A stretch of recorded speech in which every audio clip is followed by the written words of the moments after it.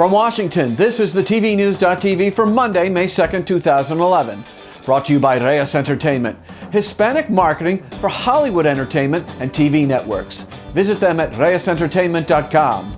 Hello, I'm Jeff Grimshaw, and let's get you some ratings results from a couple of very high-profile events. First off, the royal wedding.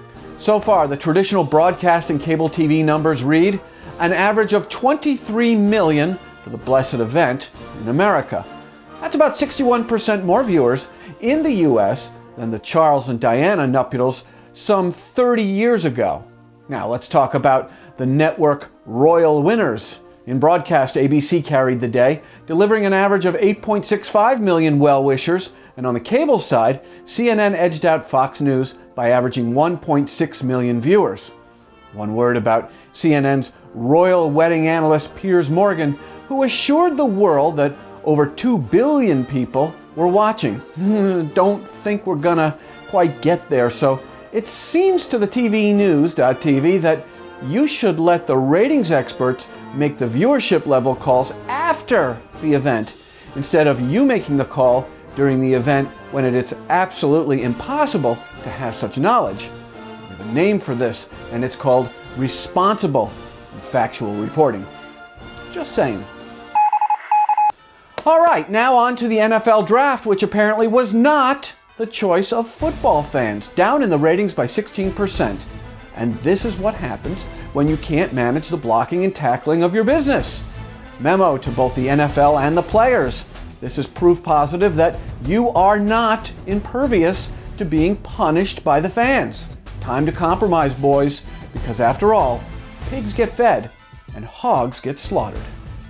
Saturday, November 12th, the Turner Alumni Group celebration happens at the Hilton Atlanta. All Turner employees, past and present, are invited to join special honored guest Ted Turner, host Bill Tush, plus all of your Turner colleagues and pals for a mega event that's been 3.5 decades in the making. For information and registration, head on over to the Turner Alumni Group celebration page on Facebook. And let's get you now to our regular feature, the Hispanic Media Report, with Gabriel Reyes.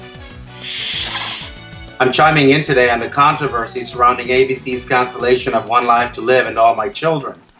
These are the casualties of the ever-changing demographic and technological landscapes in our country.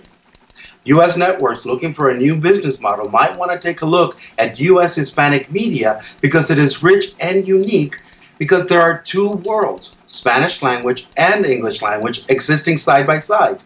And if you're watching television in English only, then you're really missing out.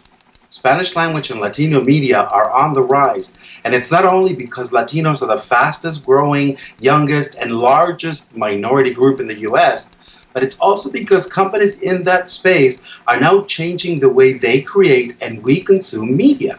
For example, Univision's novela Eva Luna is the network's first ever U.S.-produced telenovela about Latinos living in the U.S.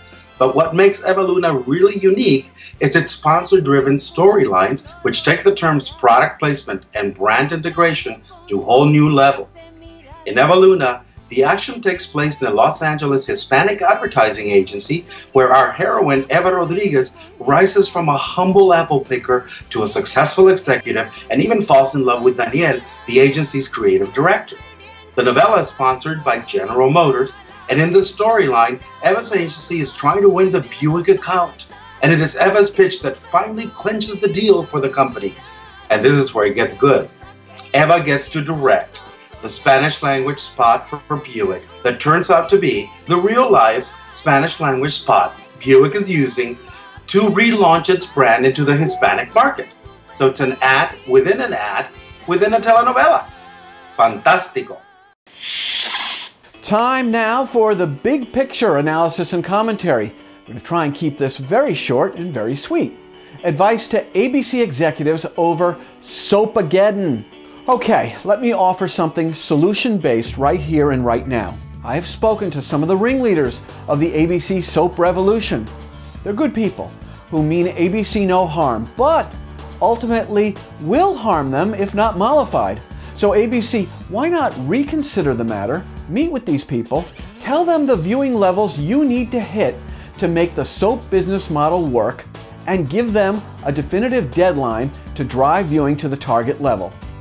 They do the heavy lifting, and you regain their trust and loyalty, and if they don't make the number, no harm, no foul. Sounds suspiciously like a no-lose situation. And I would be glad to get everyone together, so ABC, call me.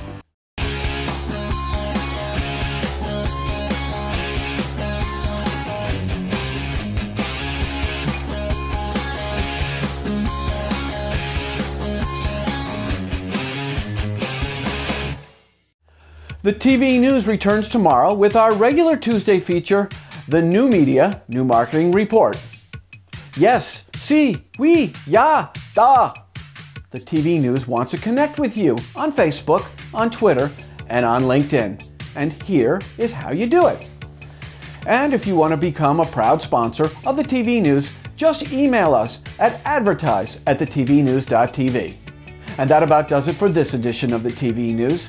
We thank you very, very much for watching, and as always, go out and make it. Good day. Future events and opportunities brought to you by Sando Communications. Sound judgment, solid credibility, and superior results. This is Sando Communications.